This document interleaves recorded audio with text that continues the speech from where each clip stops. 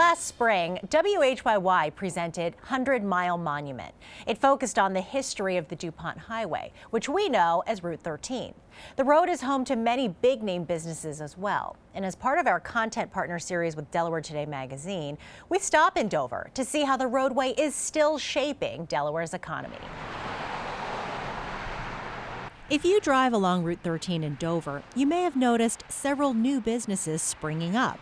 There's a new Starbucks where Sonic Burger's drive-in used to be, and there are several new dining options too.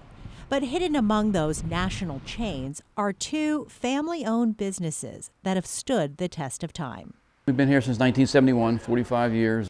John Zimmerman is president of Jen Moore Florist on Route 13, a business started by his dad, a business he hopes to pass along to the next generation. I have nieces working here now. I have two granddaughters that are coming here on the weekends with my daughter. They're real young right now, but they're very smart with computers and stuff, so I expect maybe at some point they'll be involved. During Jen Moore's 45 years, Zimmerman's seen many small businesses along Route 13 come and go.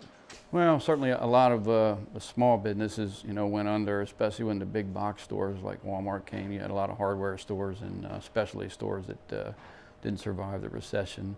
But as of late, he's seen a big change on the horizon. Now there seems to be a resurgence, and from North Dover to South Dover, Dover has been expanding and a lot more retail on the highway and right off of the highway. According to commercial real estate agent Dan Wham, regional and national chains are starting to take note of the heavily traveled stretch of Route 13.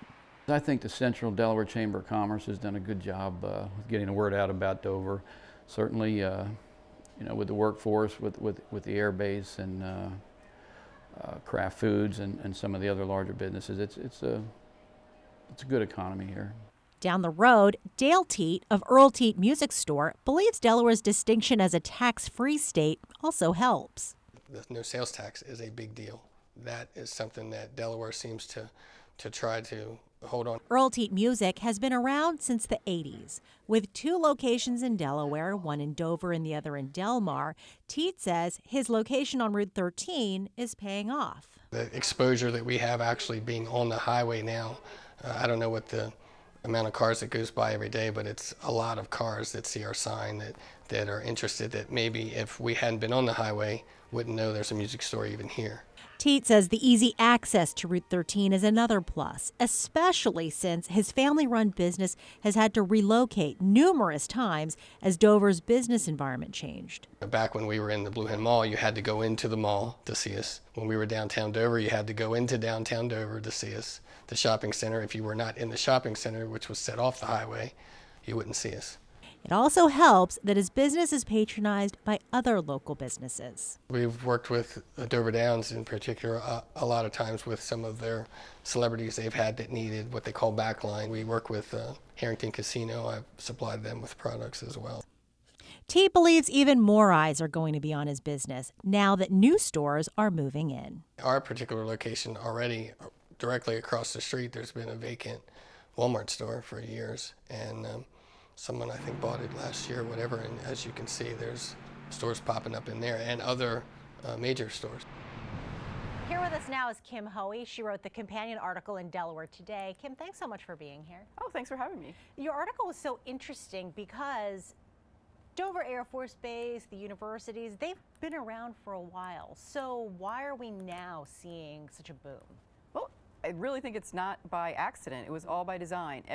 Everybody in Kent County, all the groups, the chambers of commerce, the business development people, the businesses people themselves, all got together and said, we're in a recession. It's bad, but it's not going to last forever.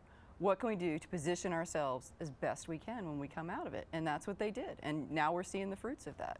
And when you think about what's in Dover, and I think your article really brings it out, you don't realize how many big companies are out there that are offering high-paying jobs to people to live in Dover, right. and they're sort of the people who are fueling all these businesses. Right. Yeah. I mean, if you have somebody who's making a good living at Kraft or Edgewell or Ooz and Utz, which I probably mispronounced, they live in the area. And then they're going to be shopping there and going to these restaurants and spending their money. So yeah, and then it's a good feeder area. I think they say 40,000 people a day come into Dover. So, and I think for a little while Dover was kind of looking a little bleak. It was, but it's so much better now. Oh, it's great. Well, like I said, I stopped at the Starbucks and there was a line out the door, and people are like, "Oh, this is my office." We live here. So is this it for the boom, or is there more coming? Because I know the sports complex is getting ready to open up. We've got that technology park, so more businesses in line. Yep. And I've been told there's something coming to the old Kmart building. They won't tell me what, but they say that's going to be big.